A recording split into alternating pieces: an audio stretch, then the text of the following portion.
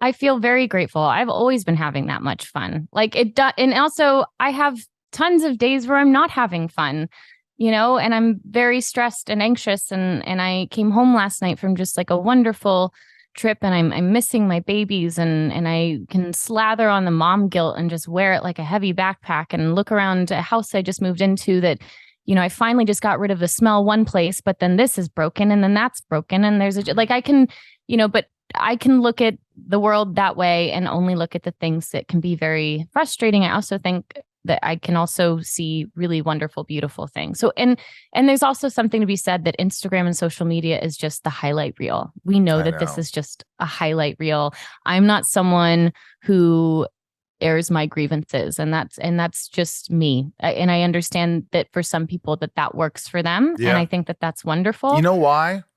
Because I think you're right. Nobody wants to see Debbie Downer, everything sucks, life sucks, because life can suck for everyone. And so maybe that's why we get on the Instagram. But however, that being said, like we want to see all the good things. But that's why I think, not to toot my own horn, but like listening to podcasts where people have real conversations, or your podcast or many podcasts out there. But I think there's a place for Instagram. I think it, obviously it's blown out of proportion, and everybody thinks that everyone lives the best life, and there's this jealousy thing, and I wish I had their life. And I used to think that way. And I have friends who are huge, successful people, way more successful than I am. But I don't want their lives at all, because everyone has their shit. Everyone has their shit.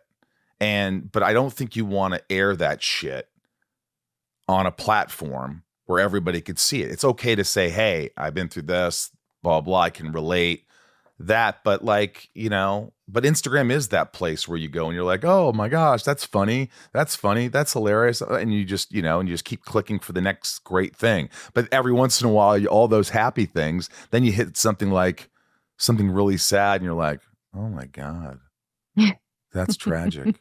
And then you just go, oh, another thing, and that's funny, and it's just back. I don't know what I'm talking about, but anyway. But I think it's generational too. I think like that our generation wants to see the happy things. We were part of the kind of the birth of this social media app where people just, first it was Twitter and just updating like happy, quirky, funny thoughts, and that's funny that's where it started, and then then Instagram started with just photos.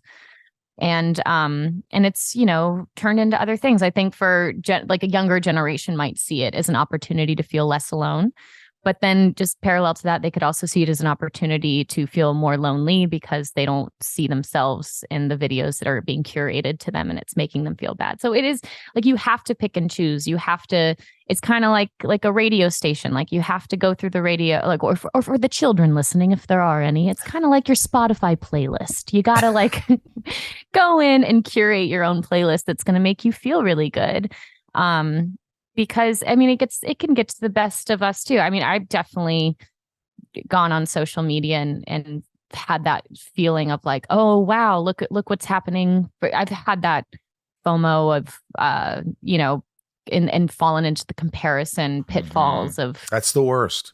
Comparing is the worst. It is, and that is also I think something that's really like, not to say that there isn't anyone who in various other industries, but I would imagine it's pretty heightened in the film and television. Anyone who's an actor has definitely felt that way. Yeah. And it's really hard to stay in your own lane, and like, it's like it's stuck with me, but I always think of it. I don't know where I read or saw this, but the idea of like, if you're a swimmer and you're swimming in your lane, if you constantly are just looking over at what everyone else is doing and what their time is, you're just slowing yourself down. Hang on though. See, in my mind, I'm like, oh fuck, I gotta pick it up. That guy's beating me. I gotta get to that finish line before that dude. That's funny. No, it slows me down. It shuts down my creativity. I go, that person's already doing that, so I might as well just. Yeah, it's like Chris Hemsworth. He's doing more squats on Instagram. What am I doing? Oh my God, I gotta start doing. And I'm like, no, you don't. You don't need to look. First of all, genetically, you're just not Crimson Hemsworth.